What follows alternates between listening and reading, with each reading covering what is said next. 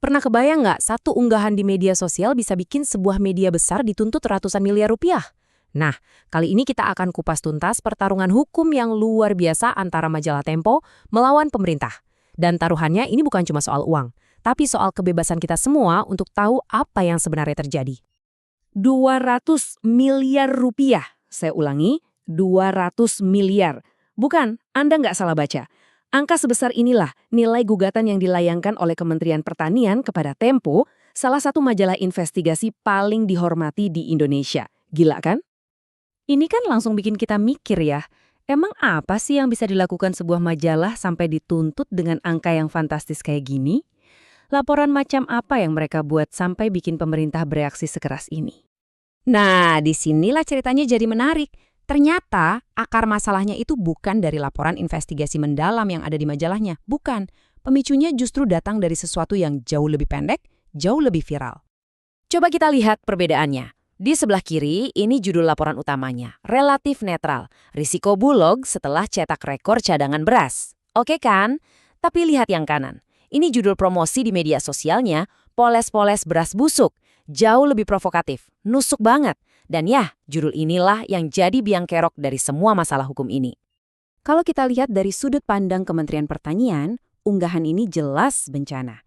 Judulnya itu dianggap langsung menghakimi dan pastinya merusak reputasi mereka. Masalahnya lagi, artikel lengkapnya itu kan berbayar, ada di belik paywall. Jadi kebanyakan orang yang emosi di kolom komentar itu nggak baca konteks lengkapnya. Akibatnya, wah diskusinya jadi liar dan menurut Kementan, Tempo seolah membiarkan itu terjadi. Dan ceritanya jadi makin rumit.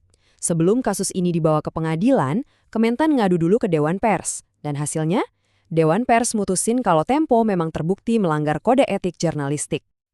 Wait. Kalau Dewan Pers, yang notabene adalah wasitnya dunia pers Indonesia, udah bilang Tempo salah, berarti kasusnya selesai dong. Game over buat Tempo kan? Harusnya gitu. Tapi ternyata enggak. Putusan Dewan Pers itu spesifik banget. Kesalahan Tempo adalah mencampur adukan fakta dengan opini yang menghakimi di materi promosinya di media sosial. Jadi, ya dari sisi etika, posisi Tempo saat itu memang salah. Tapi, disinilah pertarungan yang sesungguhnya baru dimulai. Bukannya tamat, Tempo justru membangun sebuah strategi pembelaan yang sangat kokoh. Kita bisa sebut ini sebagai 4 pilar pertahanan mereka. Pilar pertama, dan ini yang paling fundamental, Kementan salah alamat. Tempo bilang, kasus kayak gini tuh seharusnya nggak pernah masuk ke pengadilan perdata sama sekali. Mereka pakai prinsip hukum namanya lex specialis. Gampangnya gini, ada hukum yang khusus ngatur soal pers, yaitu Undang-Undang Pers. Nah, hukum khusus ini harusnya lebih diutamakan daripada hukum yang sifatnya umum, kayak hukum perdata. Jadi kata Tempo, sengketa pers itu ada jalurnya sendiri, dan jalur itu bukan pengadilan umum. Pilar kedua, nah ini manuver yang cerdas banget. Tempo justru memakai putusan Dewan Pers yang tadinya merugikan mereka dan mengubahnya jadi tameng. Argumen mereka, kasus ini sebetulnya udah kelar. Kok bisa udah selesai? Ya karena Tempo sudah melakukan semua yang direkomendasikan Dewan Pers. Mereka ganti judulnya, mereka minta maaf secara terbuka, dan mereka beresin kolom komentarnya. Dengan itikat baik ini, Tempo berargumen, kewajiban kami sudah tuntas. Sengketa ini harusnya dianggap selesai, nggak bisa diadili 2 kali.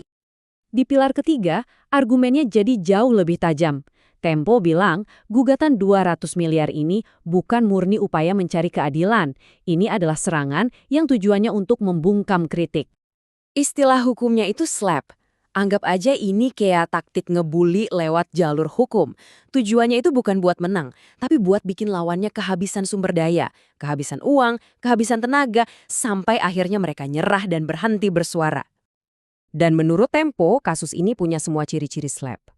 Tuntutan 200 miliar, jelas nggak proporsional dan lebih kerasa kayak hukuman biar kapok. Gugatannya juga menyerang fungsi pers sebagai pengawas pemerintah. Dan yang paling jelas, ada ketidakseimbangan kekuatan yang luar biasa. Pemerintah lawan satu media. Dan pilar terakhir, ini argumen pamungkasnya. Tempo mengangkat kasus ini ke level tertinggi. Ini bukan lagi sekedar sengketa pers, tapi ini soal hak yang dijamin oleh konstitusi. Intinya, Tempo bilang bahwa yang mereka lakukan itu cuma menjalankan hak konstitusional kita semua. Hak untuk cari, dapat, dan sebarin informasi.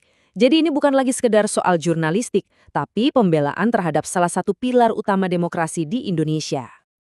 Oke, setelah kita bedah semua pilar pembelaan ini, ayo kita mundur sejenak dan lihat gambaran besarnya. Kenapa sih satu kasus ini begitu penting buat kita semua perhatikan? Karena pada akhirnya, kasus ini lagi menguji sebuah garis yang sangat tipis, di mana batas antara menuntut media untuk bertanggung jawab secara etis dan di mana itu berubah jadi upaya untuk membungkam kritik lewat jalur pengadilan. Hasil kasus ini bakal jadi penentu seberapa bebas pers kita di masa depan. Ini membawa kita ke pertanyaan terakhir yang penting banget. Dalam sebuah demokrasi, siapa yang sebetulnya lebih butuh dilindungi? Pemerintah dari kritik yang tajam, atau kita semua, publik, dari informasi yang coba ditutup-tutupi? Jawaban dari pertanyaan itu akan sangat menentukan arah kebebasan kita ke depan.